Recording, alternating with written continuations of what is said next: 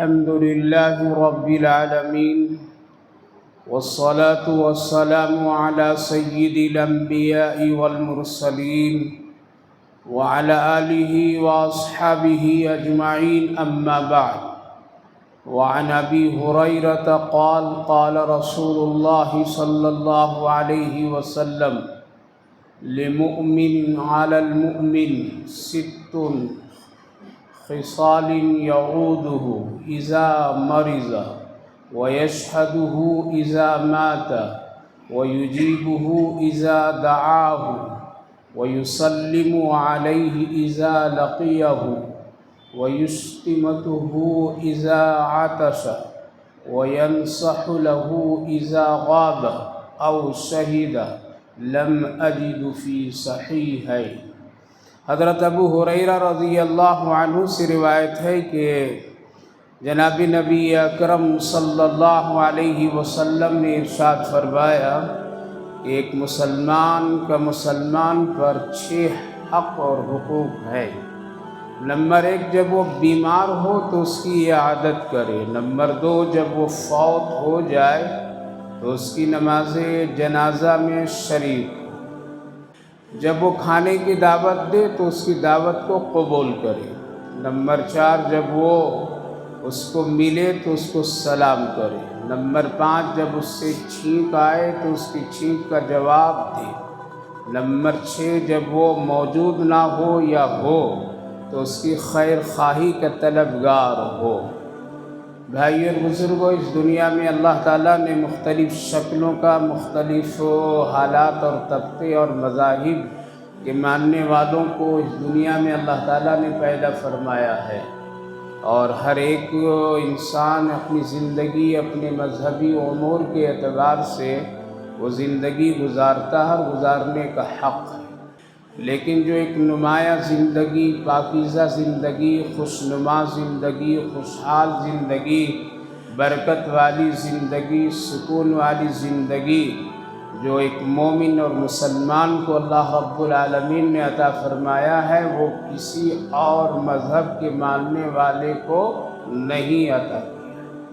لہذا مسلمان صرف ایک فرد کا نام نہیں ہے، بلکہ ایمانی رشتہ کا دائرہ اتنا وسیع ہے کہ خود اللہ رب العالمین نے قرآن کریم میں ارشاد فرمایا: مومن ایمان والا آپس میں بھائی بھائی ہے، چاہے وہ کہیں کا بھی ہو. اسی لیے ہم سب کا کلمہ ایک، نماز ایک، قرآن ایک، نبی ایک، اللہ ایک. تو ایمانی رشتے کے اعتبار سے ہر ایک مسلمان آپس میں بھائی بھائی ہے. لہذا مومن اور مسلمان ہونے کے ناطے ایک دوسرے پر ایک کا حق اور حقوق ہے. اس حق اور حقوق کی بنیاد پر انسان، خصوصاً مسلمان، ایک دوسرے سے جڑا ہوا رہتا ہے. اللہ کے رسول صلی اللہ علیہ وسلم کی کتنی پیاری باتیں ہیں. غور سے اس پر توجہ دیں تو ایک ایک بات بڑی قیمتی. فرمایا ایک مسلمان پر اس کا حق یہ ہے کہ جب وہ بیمار ہو تو اس کی عیادت کرے.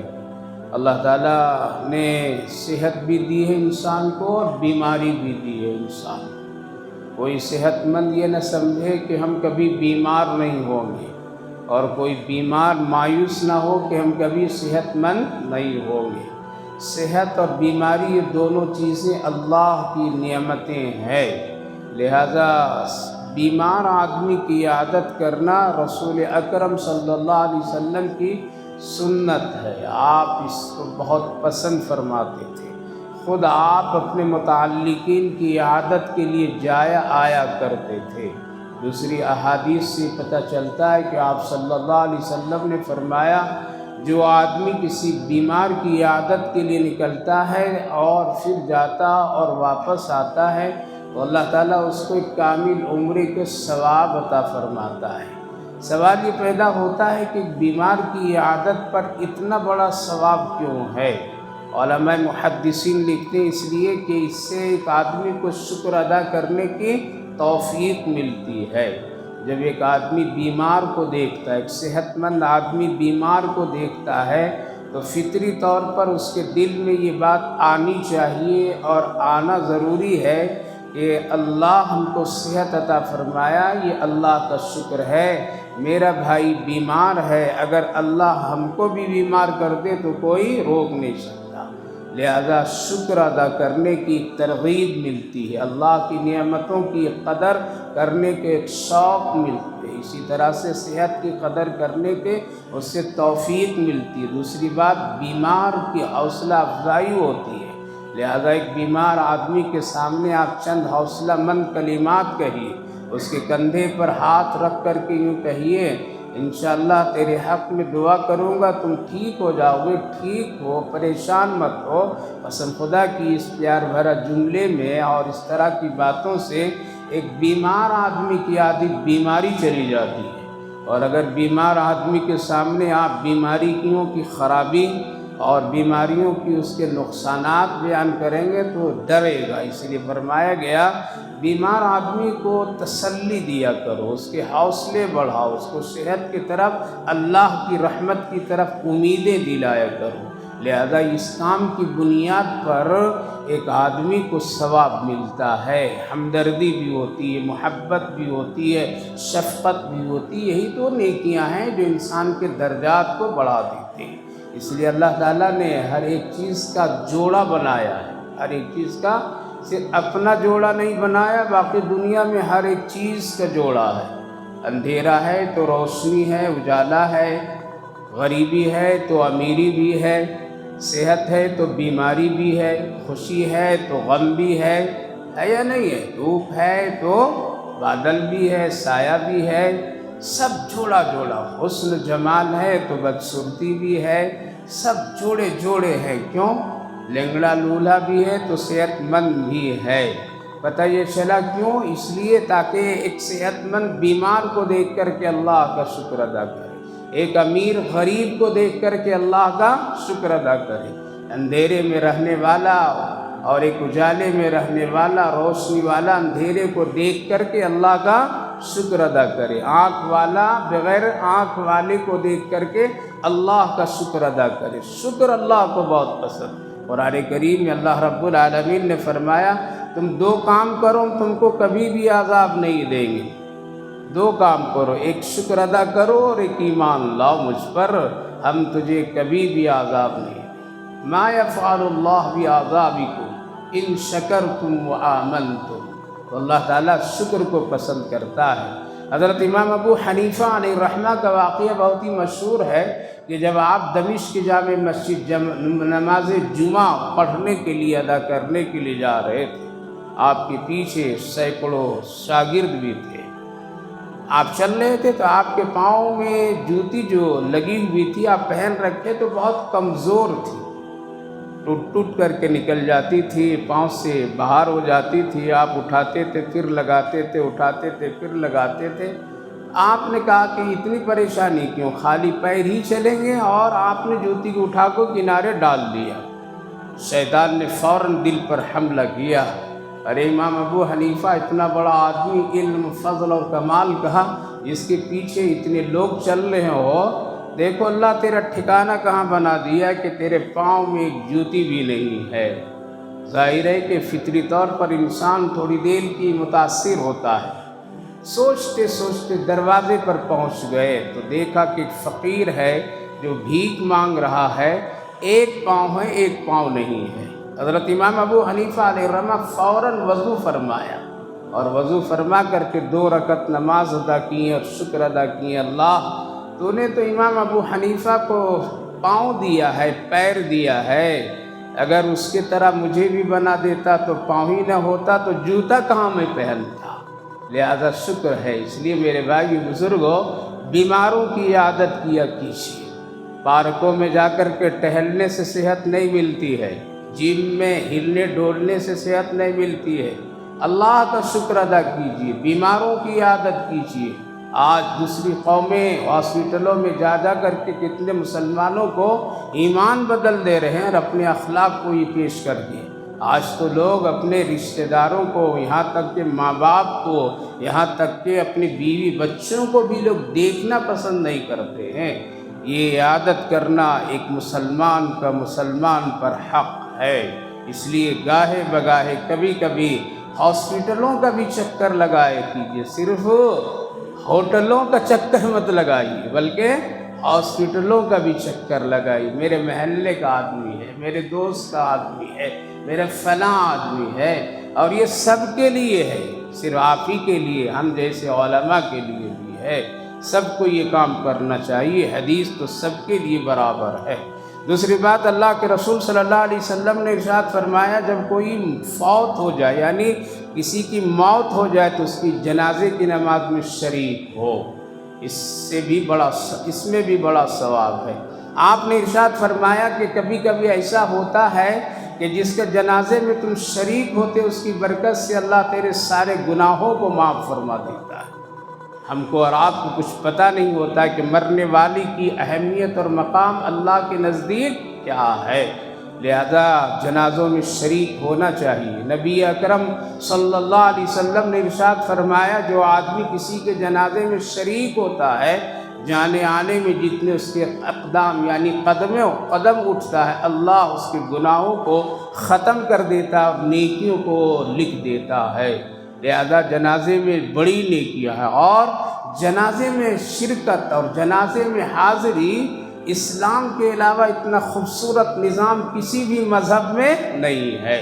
یہ صرف اور صرف مسلمانوں کو اللہ نے عطا فرمایا ہے، اس لیے جنازے میں جانا آنا چاہیے۔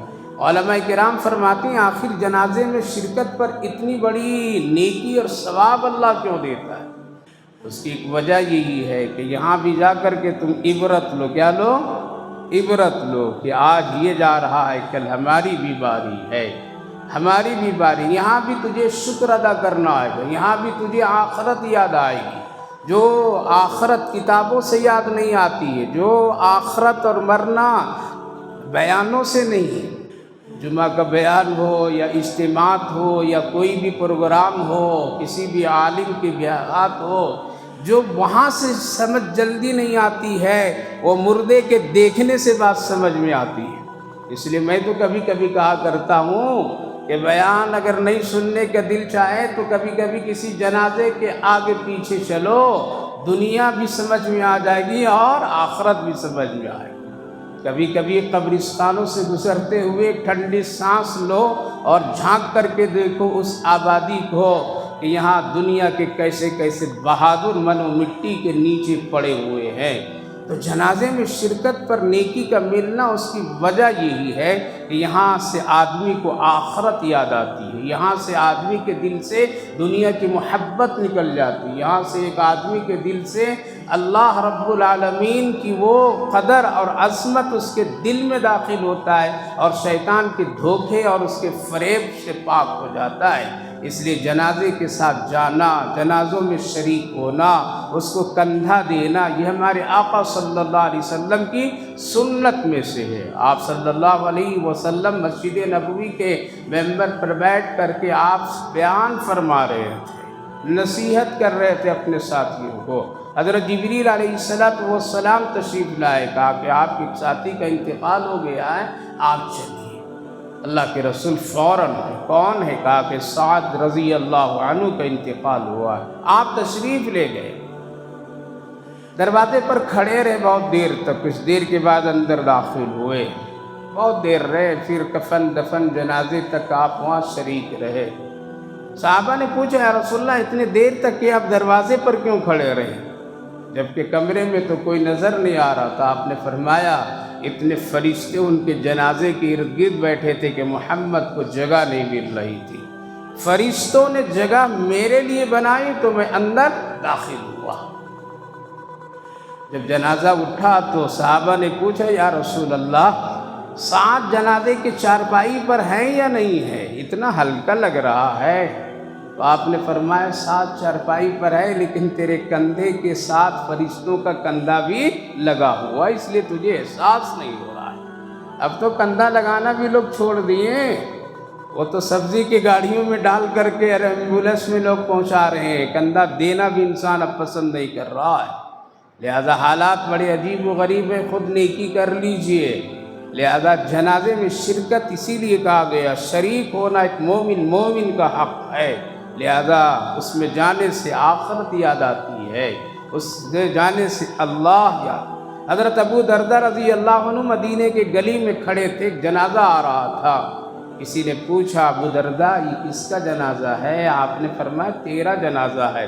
وہ غصہ ہو گیا، ناراض ہو گیا، چہرے میں ایک تبدیلی آئی۔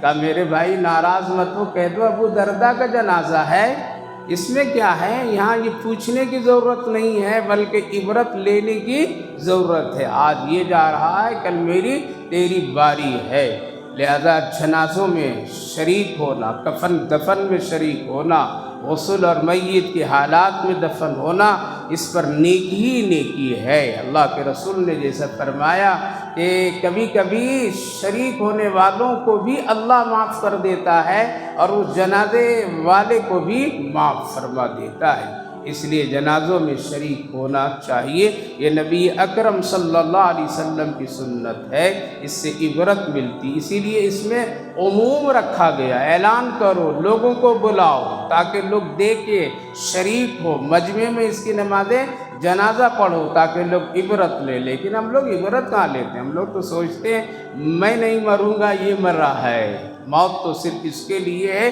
میرے لیے نہیں ہے۔ عبرت لیجیے، عبرت لیجیے، سنبھل جائیے۔ جب کسی اعلان جنازے کا کان میں پڑے ہوشیار ہو جانا، کسی جنازے کو دیکھو جاتے ہوئے تو ہوشیار ہو جاؤ، کسی کے کفن پہناتے دیکھو تو ہوشیار ہو جاؤ، ورنہ اگر ہوشیار نہیں ہوں گے تو کب ہوں گے؟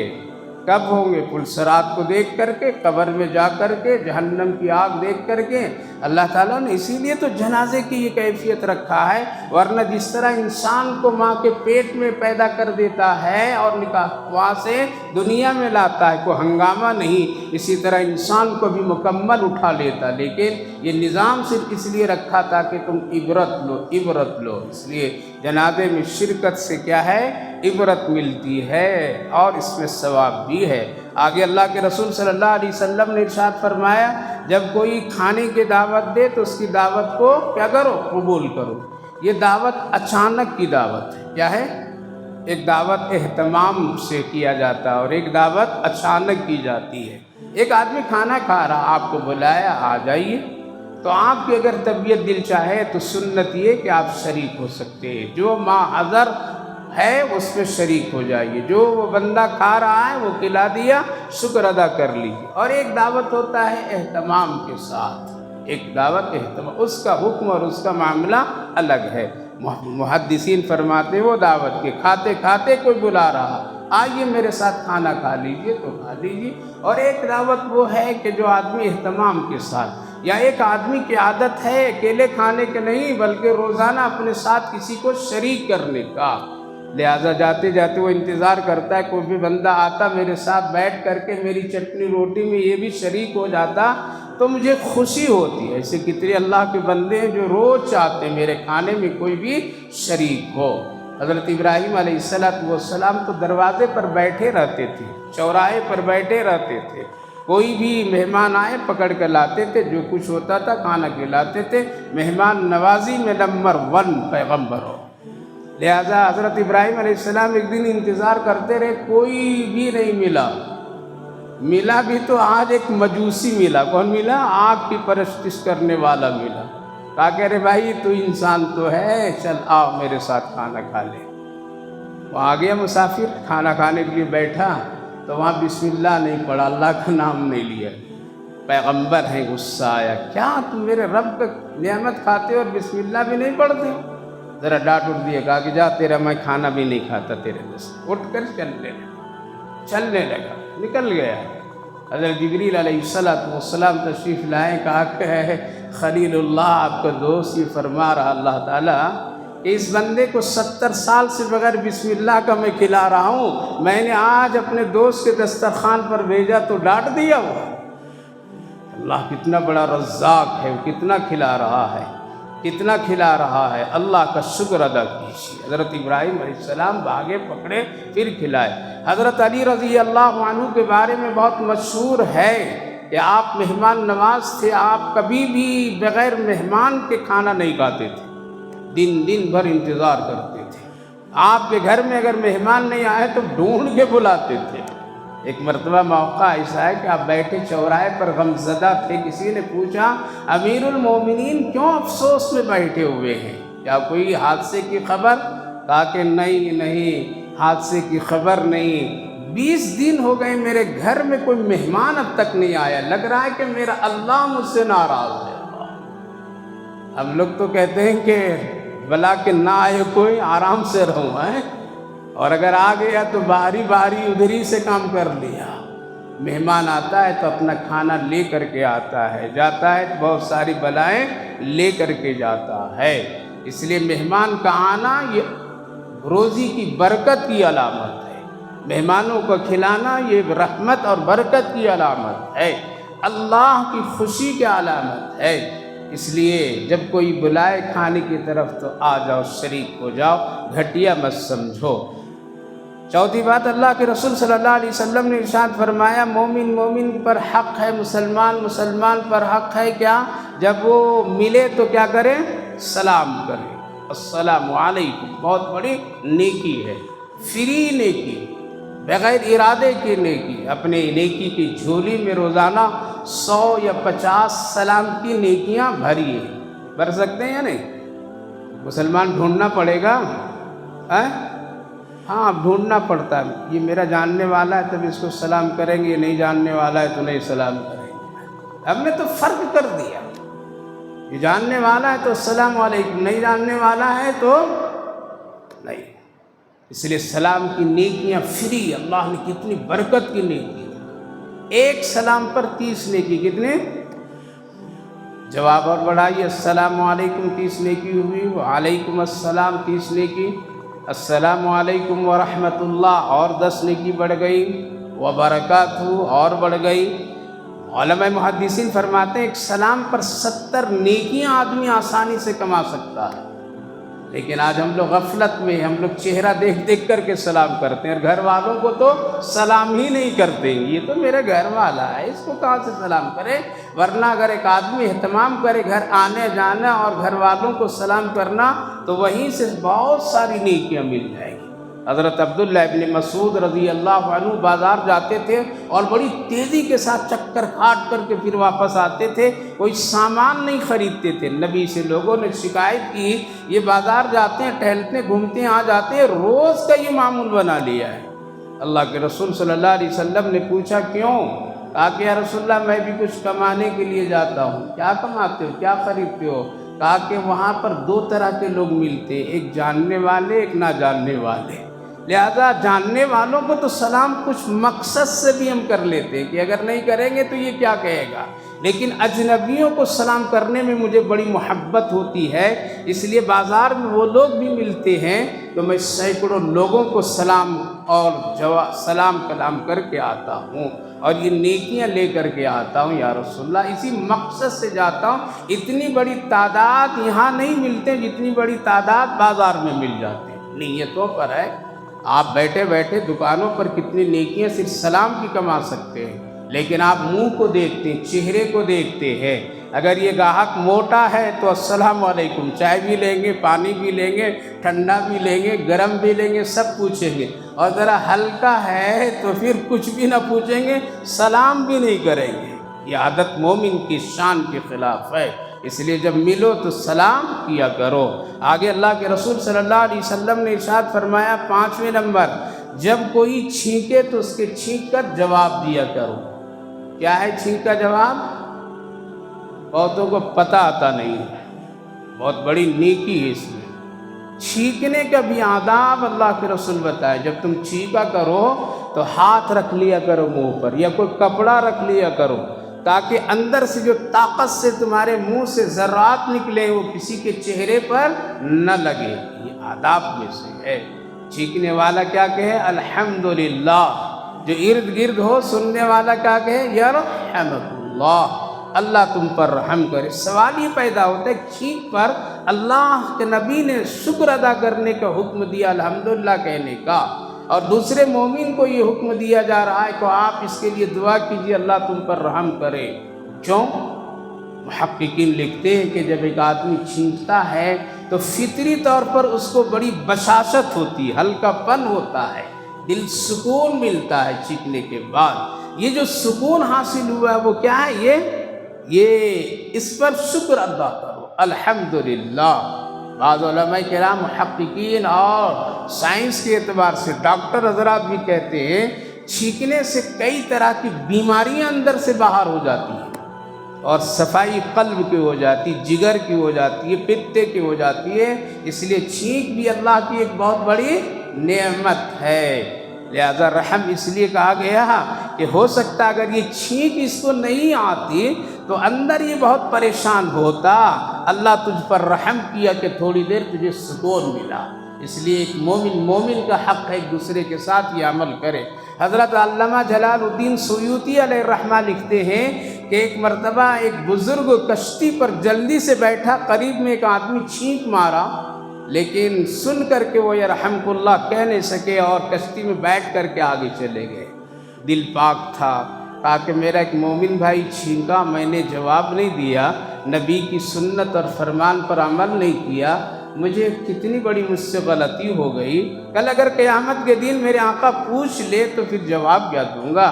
اس لیے پھر دوبارہ کشتی والے کو پیسہ اس نے دیے اور پیسے دے کر کہا کہ پھر لے چلو مجھے وہاں، پھر لے کر کے آؤ۔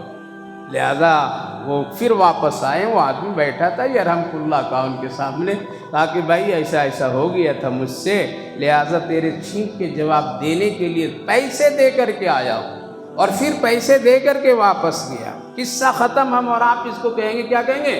بڑا بیوقوف آدمی تھا، خالی ایک چھینک کے جواب کے لیے اتنا پیسہ خرچ کر دیا، وقت بھی ضائع کر دیا، بہت بڑا بیوقوف آدمی تھا۔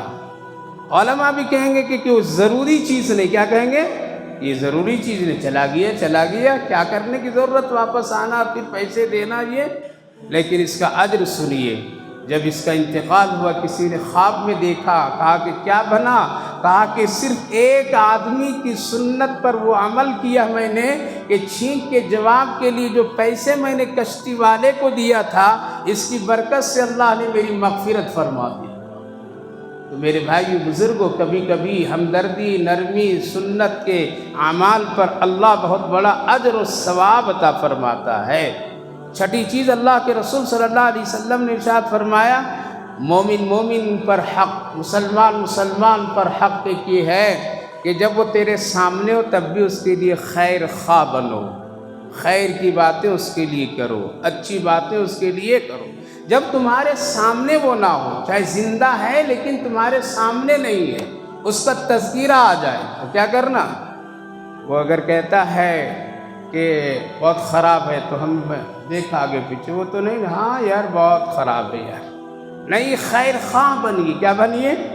خیر خواہ بنیے۔ اس کی خیر کی باتیں پیٹھ کے پیچھے کرنا یہ اللہ کو بہت پسند ہے، لہذا مومن کبھی ایک مومن کے لیے غیبت نہ کرے، خیر خواہی دنیا سے چلا جائے تو اس کی اچھائیوں کے ساتھ یاد کرو، برائیوں کے ساتھ یاد کرو۔ ایک پیر صاحب تھے، آج کل تو ماشاءاللہ پیروں کا نمبر لگا ہوا ہے، ادھر جاؤ تو پیر صاحب۔